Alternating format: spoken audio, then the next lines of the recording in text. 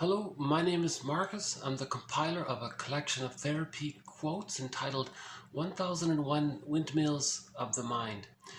This is TQ 1425 to 1446, part 2 of 2.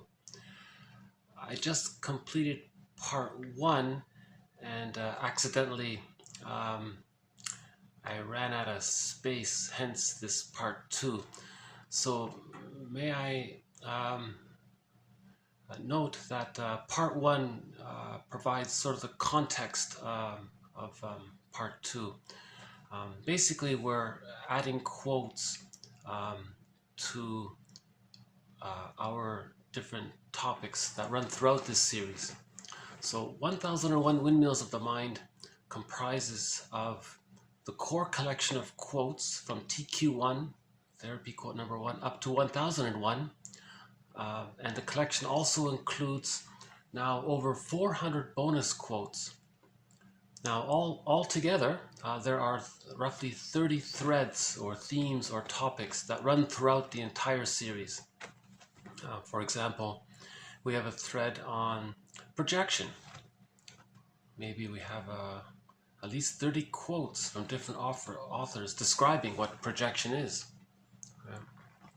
So, for example, a person is unaware of something about themselves, how they feel or think or what they do, or there's something about them that they're not aware of. We say it's repressed, right? Sometimes we say it's disassociated or split off, denied, disavowed. It's repressed. And when something's repressed, what happens is, the theory is the person is going to say it belongs outward.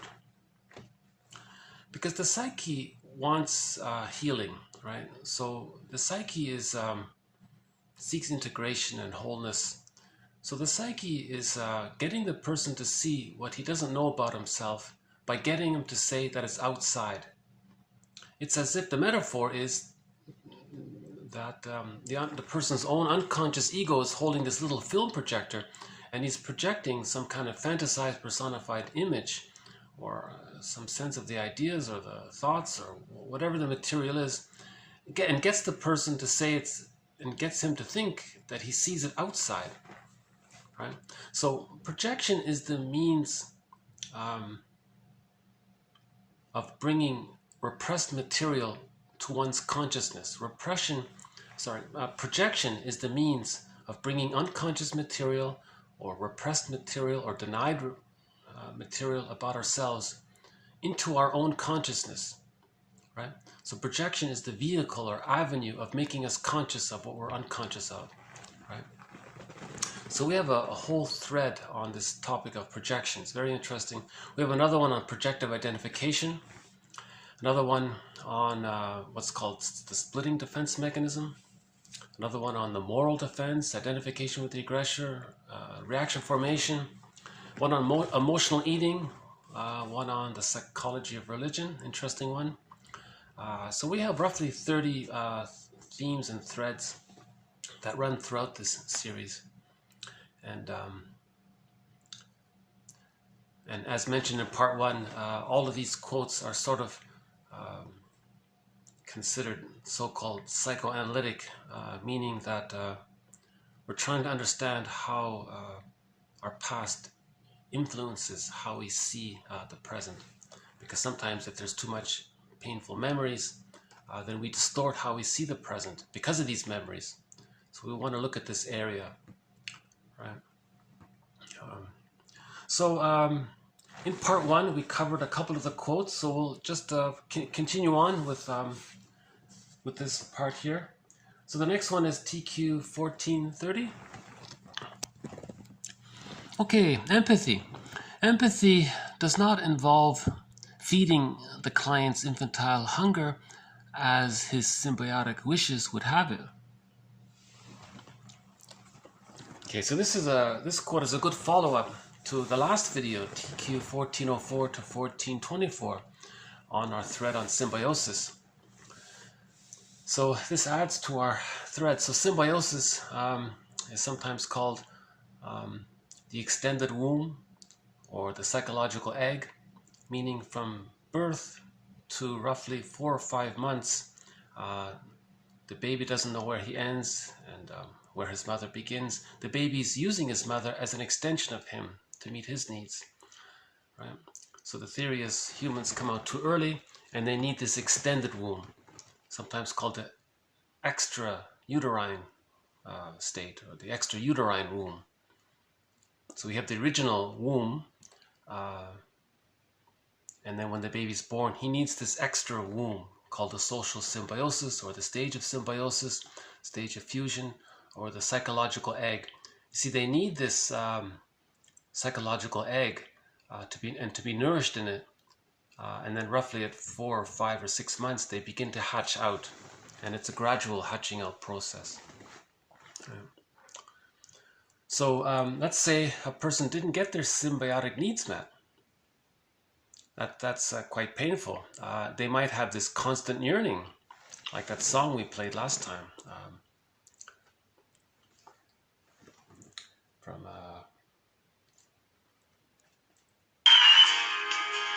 In this song here called Constant Yearning, she's saying, you know, what is this constant yearning? It's like a magnet. What is this? And, you know, maybe one possibility is that the protagonist in the song is maybe saying that when they were a baby, that they didn't fully get their symbiotic needs met. Now that's a trauma. When there's a trauma like that, there's a constant craving, right? So, has always been. See, okay? So the idea is to mourn the loss.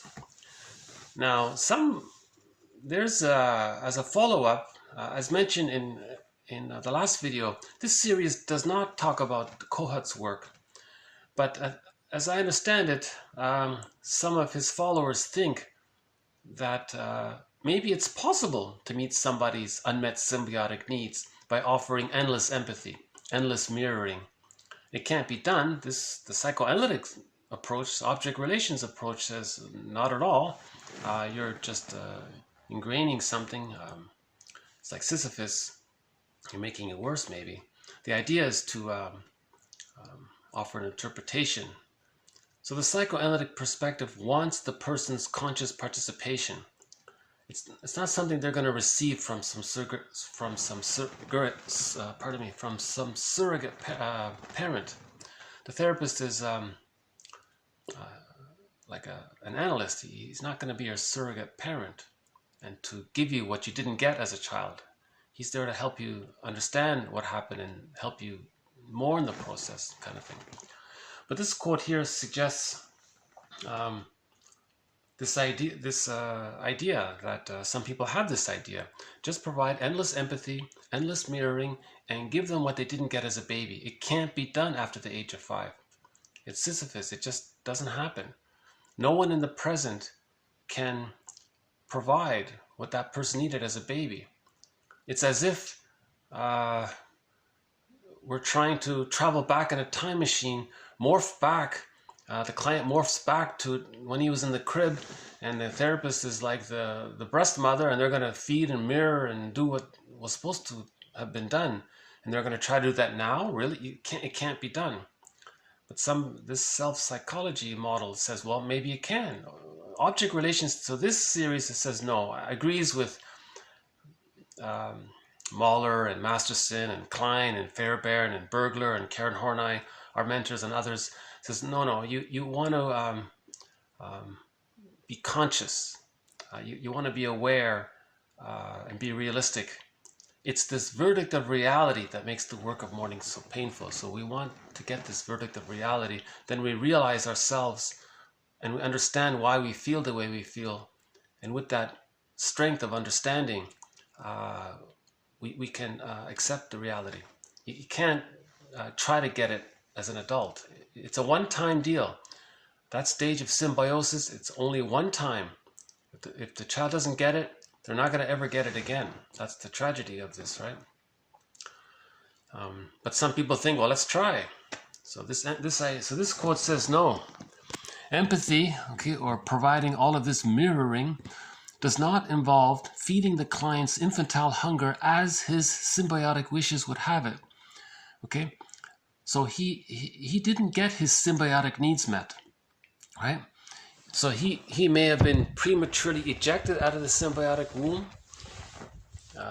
There may have been a negative symbiosis where the child had to sacrifice himself to meet his mother's needs because unknowingly the mother was using the child to comfort her. So the child wasn't getting his needs met. So he developed this false self to please his mother, to get the attachment. That means he never got his symbiotic needs met. Right? Now maybe in later life, that's a pain. When there's a painful trauma, we try to repeat, relive, recreate. It can't be done. Yeah. So he's saying here, empathy is not this. Empathy is, maybe providing an interpretation that it's painful to feel what they feel now. And let's understand what may have happened, and then look at the childhood history and realize that maybe the parents were caught in their existential dilemma. Maybe the mother didn't have it to give because she didn't have it. Then things start to make sense. Then we accept the reality. Then we can work towards mourning through our conscious understanding. We can't just... No person in the present can be anybody's mother in the quality that the baby needed back then in the nursery, in the crib. It can't be done. Right? So the psychoanalytic perspective is about addressing our understanding about all of this. And it's this understanding that gives us, that helps us to be our own caring witness. If we can be our own caring witness, grief is healed when it's witnessed by a caring other. So if we can be our own caring witness, we can heal some of this. Right? That's the theory. A part of the theory. Okay, the part of the theory, pardon me. Okay, let's do TQ 1431. Okay, this one talks about silence. The client's silence is understood as representing a wish to be together without words. Quote, I'd like to understand, the therapist says, I'd like to understand you without words. Oh, I wish I could understand you without words, but I can't. Okay, so this simple statement deals with empathy with the client's symbiotic wish. Right? So he's saying here, maybe the client is trying to form a symbiosis with the therapist or their friend. And that's a pre-verbal thing, the symbiosis. And see, the mother was engaged in mind reading. The mother knew what the baby was feeling and could meet the child's needs. And he's trying to recreate that. Now the therapist is saying, I can't do this. So he's saying, well, just acknowledge it. I'd like to understand you without words. That's the symbiosis, but I can't. That's the reality, right? The therapist is not there to be the person's mother, literally, right? So this quote talks about why some people will use silence to see if they can create that fusion. So that it can be uncomfortable sometimes, right? In another case, one might interpret the silence as resistance. So usually, generally speaking, silence is the person doesn't want to, he's blocked, he feels, he's afraid to free associate, he's afraid to be in touch with something, so he's resisting that way. Hopefully the therapist's presence allows him to be safe. So the therapist might say it's painful what you're feeling now, or what you're approaching must be very painful, and that's why you're silent or something. So you might try to acknowledge the resistance or something. So you acknowledge the resistance, and then maybe the content comes up. So it's defense before content, they say. Right? So silence is usually a defense mechanism, a resistance, right? But sometimes silence is the person is trying to recreate the symbiosis. Now the therapist doesn't do that. That's not empathy. Right? He's better off just making a simple statement. I'd like to understand you, quote, I'd like to understand you without words, but I can't. oh, this, right? So now this person may go to a therapist trained by the Kohut model, and maybe that therapist is going to try to do that. That's not what this collection is about. So this Kohut model is completely out of it. We're not interested in this in this kind of see, it might feel good in the moment or something, or maybe as a band-aid somebody might need that, like they call supportive counseling, maybe to get through a tough time in the moment or something. But in terms of getting better, in terms of mourning and healing psychic structure, the psychoanalytic perspective looks more about change, like personal change, rather than just doing something to make a person feel better in the moment. So that famous question, do you want to feel better or get better? So the psychoanalytic perspective is about this getting better. It's about changing our traumatic script. That script, we want to unpick the threads that made that script, use those threads to weave a new pattern, basically, not entrench it. Okay, we'll follow up on that later. Okay, the next one here. The client's fear of having her mind read was carefully addressed later on by means of interpretation of the symbiotic wish. Okay, so that's sort of a similar idea here, though.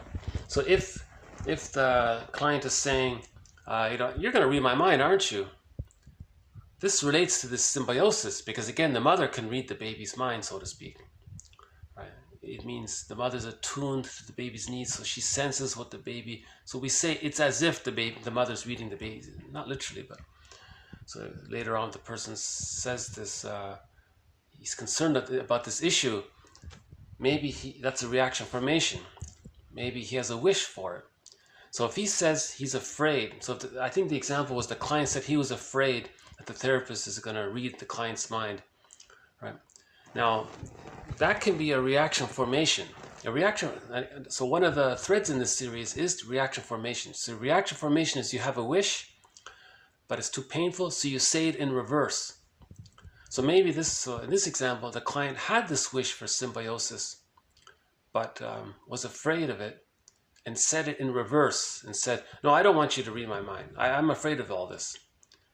Now, it may be a reaction formation. It may be that they're addressing this unconscious wish of secretly having this constant yearning, right? Back to that song there, this constant yearning, but it's too painful to admit. Why is it too painful to admit? Because if there was a negative symbiosis, that's painful. Right? We want to mourn the loss of not getting our symbiotic needs met.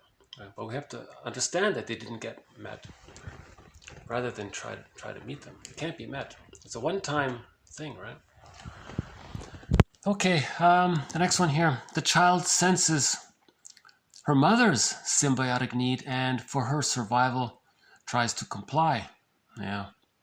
So in the last video, talked about this.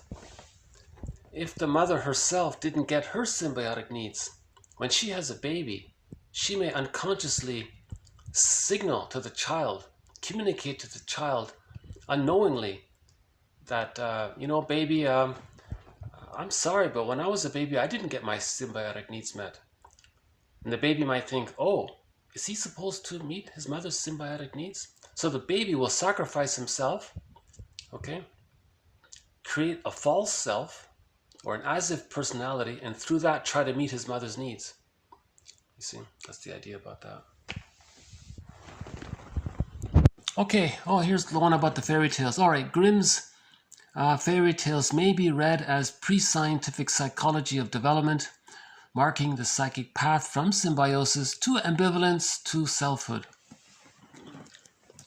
So this is still an undeveloped thread, but so myths and fairy tales are true on the inside, not on the outside. They're true on the inside. They're metaphors of our internal object relations world.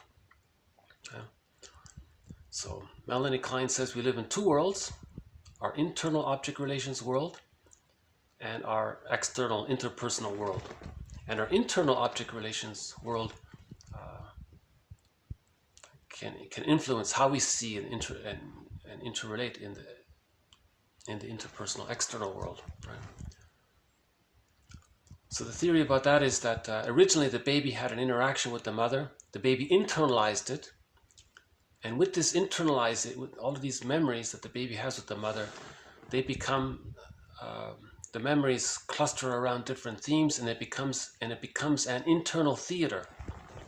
So the times when the mother was loving, those memories clump together, coalesce, amalgamate together, and because the baby thinks in images and because it's wildly exaggerated because of his small size, this group of loving memories, the image might be a loving goddess. So that in the unconscious memory, being loved is, the mother is a loving goddess. Right? Now when she's unavailable, she's a frightening one. Right? And then sometimes the mother's tantalizing, so she's this alluring one. Right? Sometimes she is accepting, and then there's this kind of a benevolent presence of the other. Right? So the image of the other, the mother, can be partly loving, partly understanding, partly empathetic, let's say, or partly alluring and then partly rejecting. So it's kind of fragmented. Now with that, the self, a part self, is linked to each of those part others. Right? So now you have these relational units. A part representation of the other that's loving linked to a part self representation that's loved. That's one relational unit. And we have several of these relational units within. So this forms an internal theater. Now this internal theater, okay, so we have jargon for this called internal object relations theory. Before this jargon, we used myths and fairy tales to describe this, now what we're now using as jargon. Before the jargon, we had myths and fairy tales. So myths and fairy tales describe internal object relations theory. The image of the mother as being alluring. In a myth or fairy tale, that might be the siren. And the image of the mother being rejecting. In a myth or fairy tale, that might be some demon or bad witch, those kinds of things, right? Or a frightening animal, that could be the child's feelings being unloved. So there's this internal object relations theater. Yeah? So if we read a myth or fairy tale, it's describing our psyche. It's describing the traumatic script within. And all of the characters in the myth or fairy tale are all part of one psyche. So they're all a part of us, right?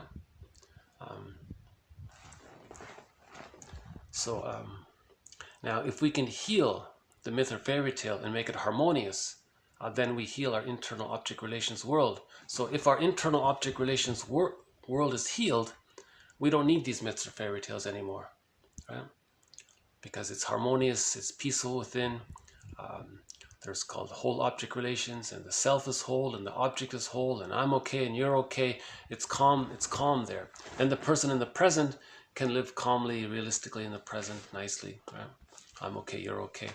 But if in the fragmented script, it's either somebody's a goddess, somebody's a demon, and he's all bad, and this is all idealized, and this is devalued. Things are more extreme, and it's split, and it's compartmentalized, and it's denied, it's projected. You see, and the unconscious ego can project any one of these various characters outwardly. Yeah? The person can identify with any one of these characters and flip them around. He can do them simultaneously, so doublethink can come from there. You see. So there's a lot going on with the internal object relations world. The goal is to heal the splits, to forgive the mother. Then the split images of the mother come together. Now we don't literally mean the internal object image is literally the mother. What happens is, in the beginning, the baby relates to his mother, but then the child distorts his impression of the mother wildly, with great exaggeration, hence the fairy tale or myth. No mother is this goddess or demon. She's just a person, okay, right? Evelyn Dickens says, love your wounded neighbor with your wounded heart. Is that how it goes? Something like that. So we're just people, we're ordinary people, we're all wounded, and we all have our existential dilemma. We all came out of the womb too early. We all adopted defense mechanisms. Many of us have some kind of fixation somewhere along the separation-individuation process. Some achieve the psychological birth. No one achieves it perfectly, right? So we're trying to understand this. We all have this internal theater to some degree or another. That's what we all have in common.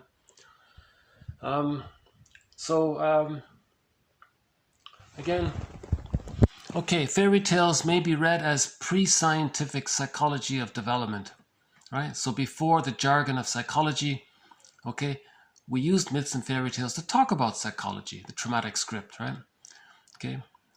Now, this marks the psychic path from symbiosis, for example, the Garden of Eden, right? The symbiosis, this heavenly state, this nirvana, that's symbiosis. It's blissful, it's heavenly, Shambhala, whatever you want to call it, this blissful period. Then we move to ambivalence. Okay, there's the splitting, there's the God and the demon. Then we move to whole object relations, the psychological birth. That's the selfhood. So myths and fairy tales sort of describe this hero's journey, right? So we got expelled, then there's this inner conflict, and then we forgive the parents.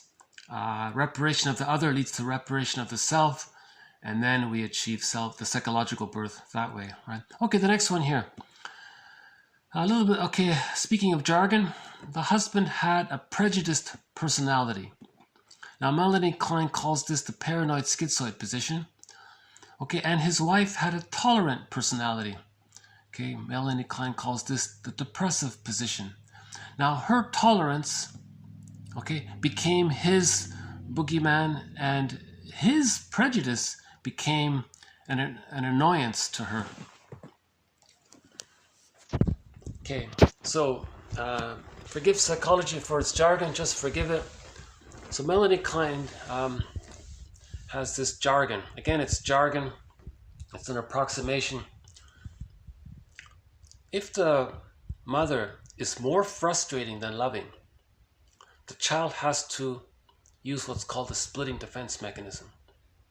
So he's going to connect to the frightening image of the mother, but think he's bonded to the good mother, when in reality he's bonded to the frightening mother. That's the splitting defense mechanism.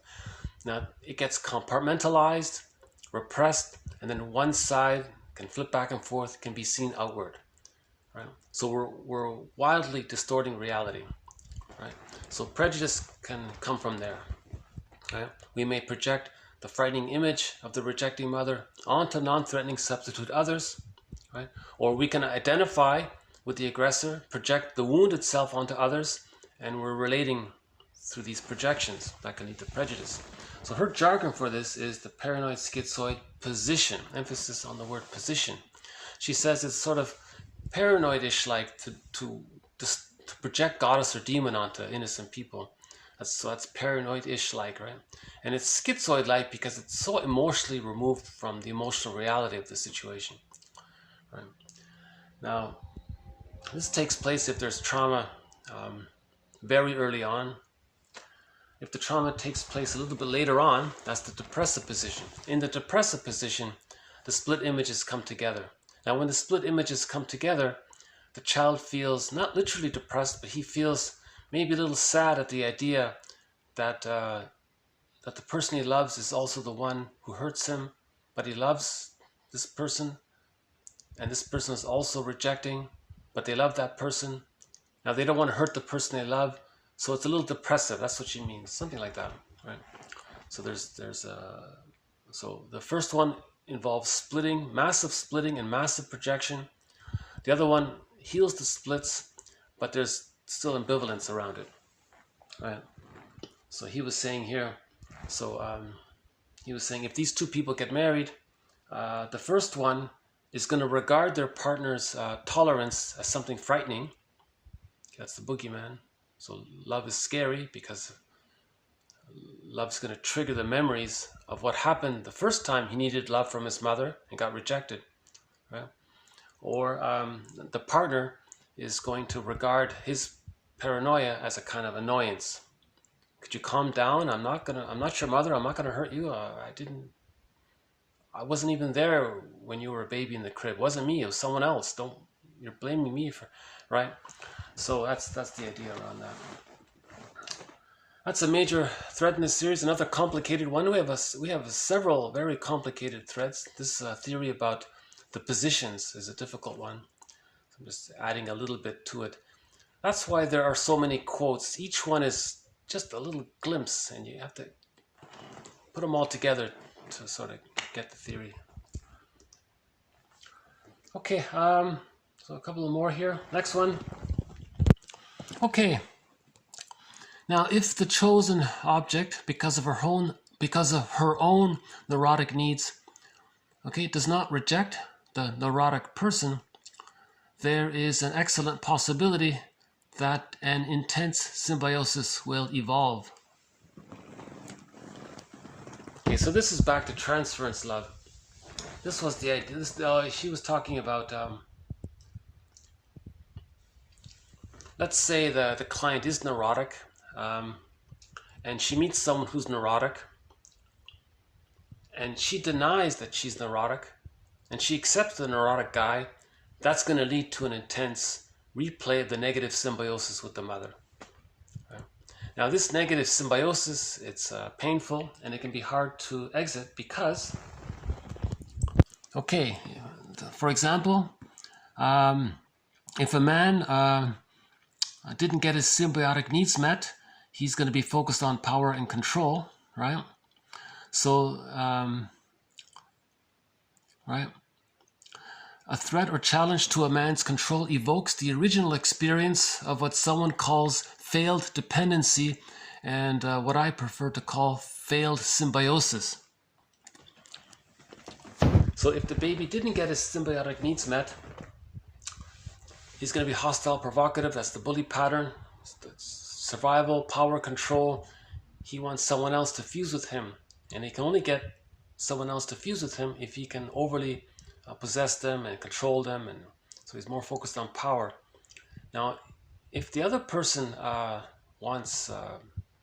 escapes from that, they're going to be in a panic. That's what he says here.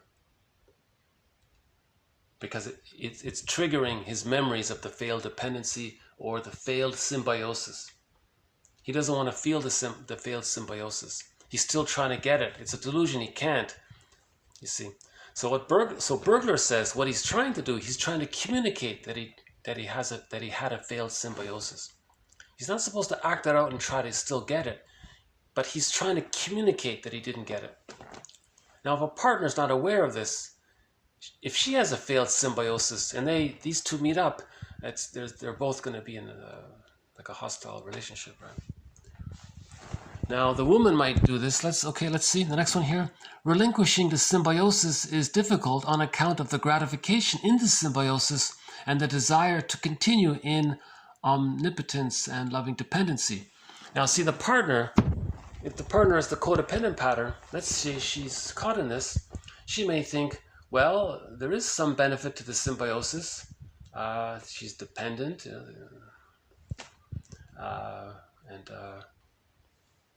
there are some secondary benefits to this, so she may be stuck in that. That's what what he's saying here. Okay, in other words, in pathological symbiosis, the good mother and the good me are never truly present. Right? Again, in negative symbiosis or failed dependency, right, or in some kind of bad or disturbing or troubling symbiosis, there's no such thing as a quote, a good mother and a good me, right? Because if there's a failed symbiosis, the child is bonded to the split image of the mother as being rejecting. Although he may think the mother's good, he's bonded to the frightening mother, right? Interesting quote. Okay,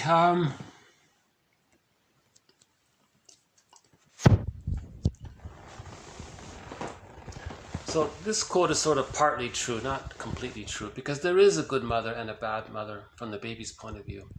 He's just saying that this quote is sort of in the grieving process. It feels as if it's like that. It feels as if it's like that. If the mother's more rejecting than loving, it feels as if the child was unloved and thinks, well, where's the good me? There was a good me, but it's compartmentalized, and put aside for safekeeping.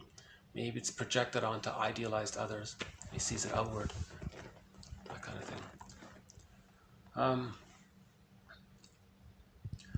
Okay, we have a very undeveloped thread, so I want to maybe support one of our earlier threads that hasn't been developed yet. This is called the Elias complex. We've covered the Jocasta complex quite well, I think. What about the Elias complex? So we'll add a couple of more quotes to this complex. Okay, the Elias complex means the hostility of the father toward the son. Okay, so when the father hates the son, that means he has a Elias complex. Okay, now when that takes place, he is encouraging the son's mother complex. Okay, because if the father's not there for the son, he's pushing the son, he's frightening the son to identify with him. Then out of his fear, he's going to cling further to the rejecting mother because the father's even more rejecting, let's say. Right? Okay, Martin Bergman notes that while in Religion and Myth, the Elias complex has been more important than the mother complex, the reverse has been true in psychoanalysis. Right? So, it all starts with, for whatever reason, if the mother didn't get her symbiotic needs met, she's going to use her son to meet her needs. Now they're fused there. The boy has too many negative memories with the mother. He has a mother complex. Now he grows up with this unconscious anger at his mother. Now if he has a son, he's reminded of what happened. It's too angry for him. He's going to identify with the aggressor. So remember, the mother rejected him. He's going to reject his son because his mother rejected him.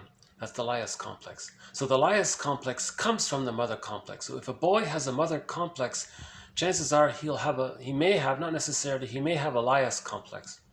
Right? That's the theory around that. Does that make sense? So we all know in the myth, the baby was born, the father rejected him, right? That's not to be taken literally. That's a metaphor for the father has a son. He emotionally rejects the son. So metaphorically, he expelled him in the forest, kind of thing.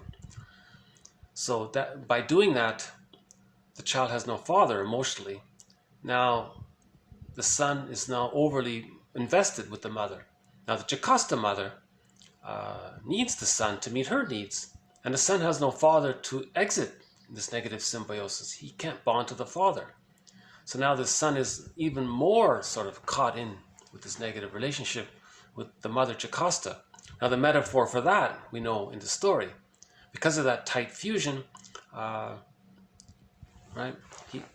The over-attachment of the son to the mother is called the mother complex. I'm not using the other jargon for it because it's too confusing. Right? Now if that son grows up and has a son, in his identification with his mother, because he thinks he's the mother now. See, when there's often with the mother complex, the son identifies with the mother. He becomes like her. So when he has a son, he's going to do to his son what his mother did to him. To communicate to his son, actually he's communicating to his mother in his mind. Look, mother in the mind, you see how I'm rejecting my son? This is what you did to me. So him doing this is called the Elias complex. Okay. Difficult idea. Right? It's not to blame the father. Maybe the father has a mother complex. So why does the father have a mother complex? The father may have a mother complex because his mother has the Jocasta complex. Now why does the mother have the Jocasta complex? Because that mother wasn't happy in her marriage. Now why wasn't that mother happy in her marriage? Well, maybe the economic system was such that she couldn't marry for love and she had to marry for economics. And she wasn't satisfied in her love life. So she turned to the son to meet her needs. See? So the economic model ties into this now. So now we have the sociological side of what creates a lot of these psychological problems. So what is the sociological side? So we have a sub-thread on the sociological side. It's not a major thread. The sub-thread, briefly, is that for 150,000 years, every child got a secure attachment style, according to one author. She said for 150,000 years, adults had an adult personality. Adults were calm, mature, caring, humble, kind. They were adults. They were normal. They were adults. They were fine. They were relaxed. They were caring. I'm okay. You're okay. So, all right. There were little tips here and there, but nothing too serious, according to her. So for 150,000 years, she said every baby got what's called a secure attachment style. The secure attachment style leads to I'm okay, you're okay. The I'm okay, you're okay leads to the adult personality, right? As we understand a healthy, mature adult now, right? So that was the norm back then for 150,000 years. The norm was like that.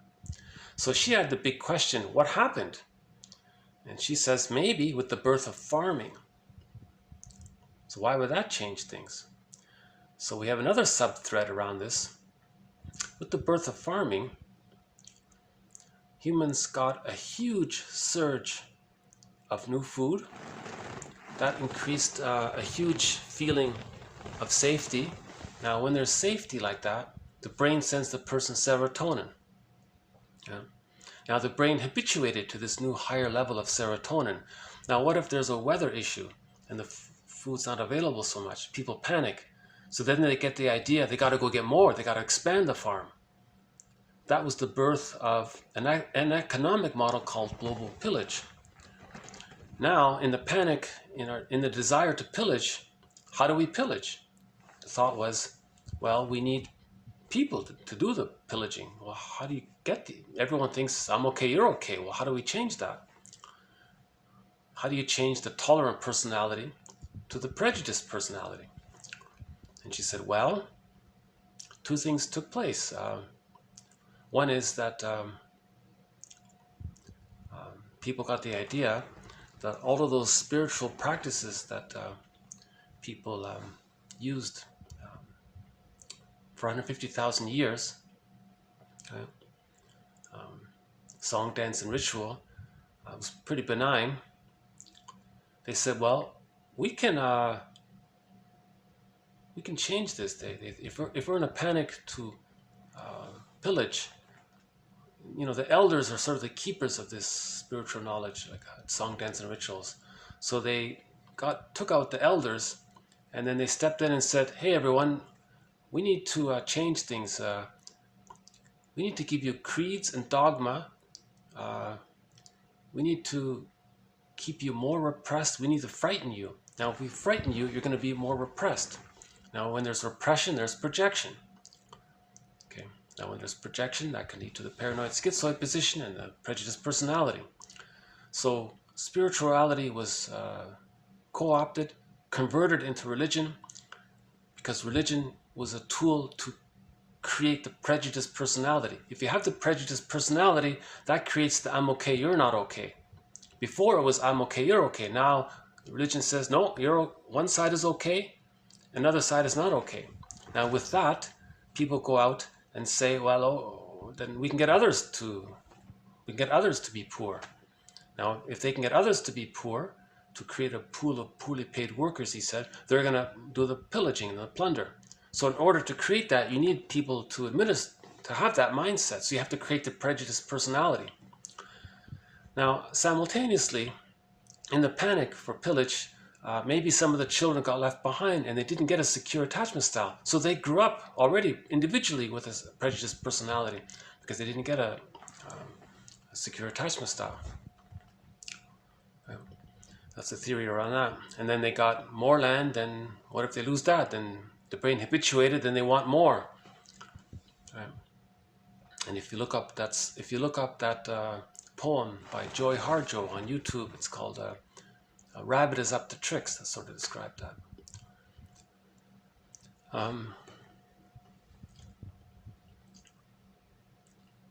Okay, so then if the child is left behind,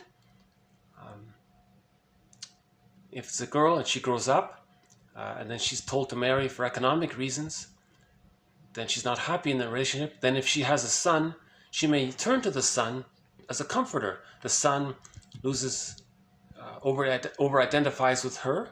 Then when he has a son, he may hate his son. That's the Laius complex. So we'll try to follow up on this one here. Difficult topic here. Okay, a couple of more. Okay, the next one here. Unconsciously, we are drawn to experience through art a state of symbiosis with a holding responsive presence. Okay, the symbolic equivalent of an empathic caregiver who has never been experienced before or who has been lost. So art is a symbol of good mother. If art offers a sort of what he calls here a holding responsive presence. That's an echo of what the mother does. The mother offers, she is a holding responsive presence. Now art, so we say if it gives a person that kind of feeling, it's comforting, it's balanced, it's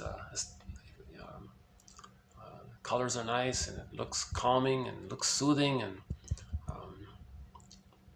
tones are nice and things are balanced. They say it's aesthetic. We can say this beautiful art piece or this beautiful nature scene, for me it's this tree, right?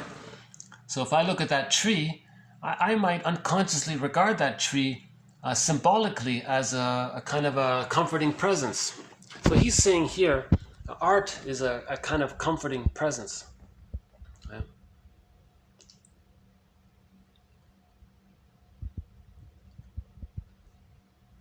We'll follow up on this one. Okay. Okay, the next one here. We must find ways to see mourning as something essential. Not simply as something pathological. We must learn again to find ways to mourn with one another. The first step is to overcome our great fear of grief, our tendency to ward it off. In this way, we accept reality. Okay, so I won't elaborate on this. We have a major thread on this series called Complicated Grief. Right. So may I refer you to earlier videos on complicated grief. Okay, another one here. Grieving should no longer be regarded as a weakness, but as a psychological process of the greatest importance to the health of a person. You see? It's a natural response, right? Mourning is a natural response to loss. If we don't mourn, why don't we mourn? Because we need a certain psychological structure in order to be able to mourn. Now this psychological structure is called whole object relations. The image of the other is whole, the image of the self is whole. We need that structure. If the internal object relations world is too fragmented and things are split around too much, we can't mourn. Things have to be whole in order to mourn. Yeah? So splitting precludes mourning. So we want to heal the splits, then we can mourn. If we have whole object relations, we have access to the real self, part of the person. As mentioned in part 1, the real self allows the person to mourn. The real self allows the person a wide range of affect, aliveness of affect. So we need the real self, access to the real self to be able to mourn. But to have access to the real self, part of the person, they need whole object relations. Now, how do you get whole object relations? You have to heal the splits. A lot of people don't understand this. What do you mean heal the splits? If you overly idealize the mother and think others are so terrible, that's splitting. That's unrealistic. Yeah? All or nothing thinking is like that. Somebody being so amazing, somebody being so... generally, this kind of black and white thinking, strong idealization and sudden strong devaluation, these kinds of splitting ideas, that's a sign of the splitting defense mechanism still being used. If a person is still using the splitting defense mechanism, they don't mourn losses. That can lead to complicated grief, aggravated grief, and so on. Okay, just a couple of more here. Okay, Peer Gynt. Okay, after a lifetime of escapades, Peer Gynt finds himself lonely, detached, and with feelings of emptiness, unprocessed thoughts. Okay, unprocessed thoughts seem to play a decisive role in hindering Peer's self-realization, while Solvig may represent the hope for it. Okay, so this is a follow-up to the last video I made about Solvig. We have a thread in this series on the Peer Gynt story.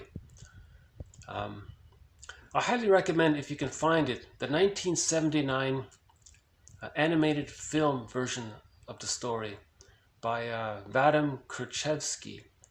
It's in Russian, but there are English subtitles, but it's hard to find. This is the best film rendition of the Peer Gynt story. So he was a mama's boy, right? And he tried to escape. Right? He was greedy and entitled and all that. He was a troll, they said. Didn't care about others, selfish, greedy, ambitious. Only thought about himself, that kind of thing.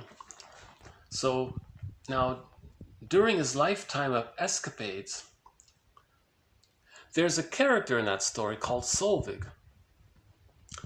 Now, my theory, I believe that represents part of the person. It's a part of us that seeks healing, that seeks, it's always there, and it always wants us to find healing. So I think Solvig represents that. I don't think Solvig is it's meant to be an actual character representing how codependent she is and always waiting for the guy it's not like that. See, in myths and fairy tales, all of the characters represent within one psyche. So all of the characters in the Peer Gynt story represent the psyche of the Don Juan, the Mama's Boy, the Peter Pan, all that, the Peer Gynt character, right? Personality, right? In that story, the troll told Peer Gynt, you're just like a troll. You're just like one of us. Really? You can be a troll king if you want. Really? I can be a king? A troll king? Well, a king? I just want to be a king. Even a troll king? Sure. You see, so he didn't realize that his selfish personality, his narcissism, was similar to the philosophy of the troll in that story. Right? It reminds me of Star Trek. They had a character there in Deep Space Nine. There was a character called the Ferengis. They had this book called The Rules of Acquisition about greed and being possessive and grabbing. And so Peer Gynt had that philosophy, just take and don't care about others, exploit, use, because that's what his mother did to him. His mother used him. His mother exploited him. His mother took advantage of him. He grows up and does those things to others to communicate that his mother did that to him. And we saw that in the story. You can see how the mother was demanding on him and expecting too much from him and nagging him and so on. See? So the mother objectifies the child grows up, identifies with her, does to others what his mother did to him, to communicate that he didn't like what his mother did to him, basically. So I'm having a storage problem. So I'll try to wrap it up here due to the space limitations here. Okay, so one more quote from the man himself, Ibsen, the man who wrote the Peer Gynt story. Okay, so Peer Gynt, at the end of the story, he asks Solvig, well, Solvig, tell me then, if I've been a troll all my life, then tell me, where was my real self? Where was the true, complete me? Where was the me that bore the stamp of my natural inheritance upon my brow? Where was the real me? And Solvig says, in my faith, in my hope, and in my love. Right? So I think Solvig represents a part of us this innate, invisible feeling that always has faith and hope and love for us to heal. The psyche has an innate quest for the person to heal. I think Solvik represents that. Yeah. So Solvik is the personification of the psychic voice within that's telling us that the psyche wants us to heal. Right. So I'll play the song. This is the opera version. This is from the opera version of this story. There's a song about Solvik, and she's saying, you know, so again, this is not meant to be thought of as a romantic partner in the interpersonal world. This is a metaphor of within. So this song, I think we can think of this song as the part of our own voice that's whispering to us, or it's a presence within us that says, I'm here in my faith, in my hope, in my love. I'm here for you, right? And that's for ourselves. So there's something in us that seeks our well-being, in other words. So that's Solvik. Okay, so Solvik singing this message is called the Solvik's song. Solvik's song. So my favorite rendition of Solvik's song is by the opera singer Elizabeth Grumer. I'm not sure how you pronounce it, my apologies. It's G-R-U with a little omelet over the U, those two little dots over the U, double M-E-R, a German singer. So she's singing this in German. So I'll play it here.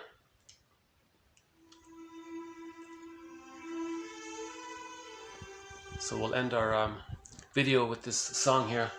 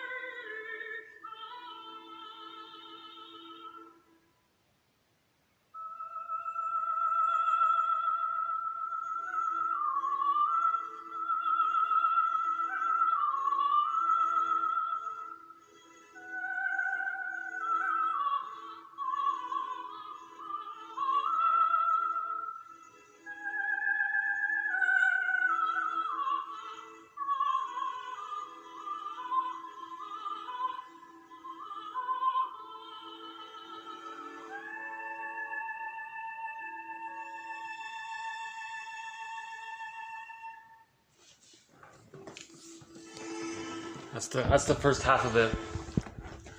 So thank you very much. This has been part 2 of TQ 1425 to 1446. We added a few quotes to our different threads here. We updated our thread on the Laius complex.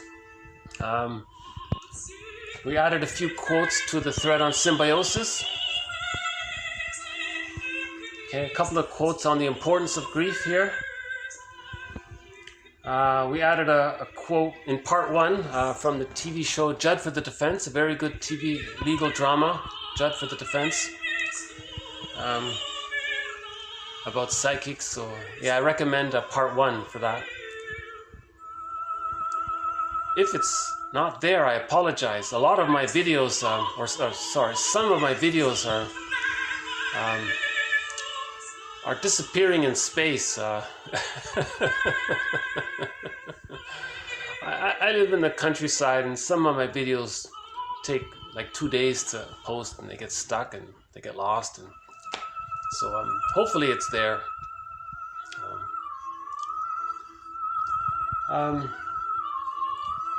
Okay, we added a little bit more to Margaret Mahler's theory about the psychological birth. Okay, we'll follow up on the fairy tales, how they are true on the inside, not on the outside. All right. And we'll add more about Melanie Klein's theory about the positions. That's a difficult one. Isn't that a nice song? Isn't that a wonderful song? Yeah. I searched for all the different versions of it, and I think this one really gets it.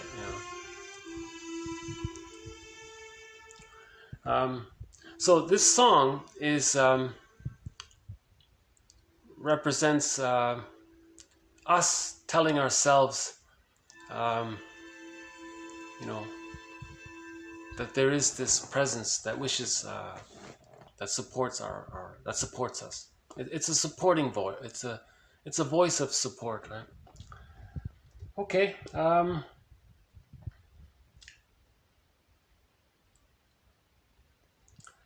Should we play another song here? Okay, what haven't we played? We haven't played any songs from Chilliwack, the band called Chilliwack. So maybe I'll just play one of their songs here. Oh, that's not it. No, we played that one. Well, that one we played already. Okay, here's Chilliwack. Here's one of their songs. It's scratchy because it's from the vinyl. It's a copy. So we'll just end up here with a song called "Never Be the Same." No special meaning, just a fun pop song.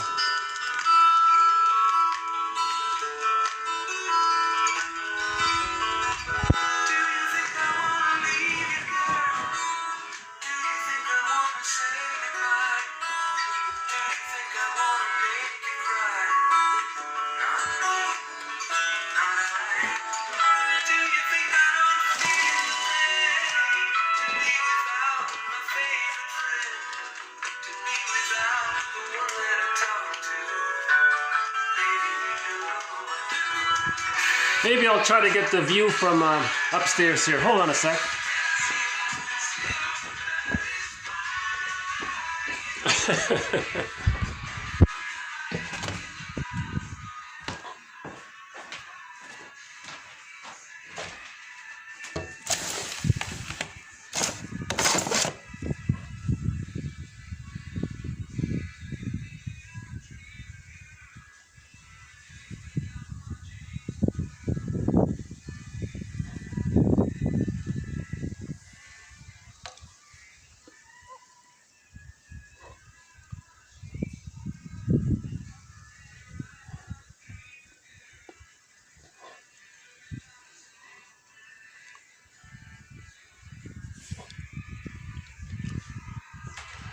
Yeah, I don't think you can hear the music. So I'll just end it up here for today. So thanks again. This has been part 2. Never be the same. If you heal, you'll never be the same. Right? So that's what we want. We don't want to be the same. We don't want to be Sisyphus. We're trying to heal Sisyphus. We don't want to be the same over and over again. We're trying to heal the traumatic script. The traumatic script plus the repetition compulsion is Sisyphus. That's making us the same over and over again. So we don't want that. So we never want to be the same, right?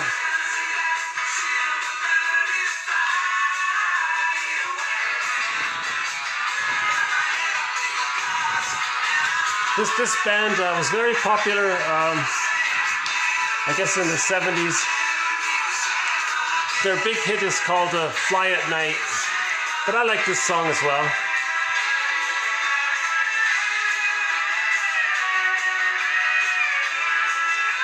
Okay, so I'll leave it here for today.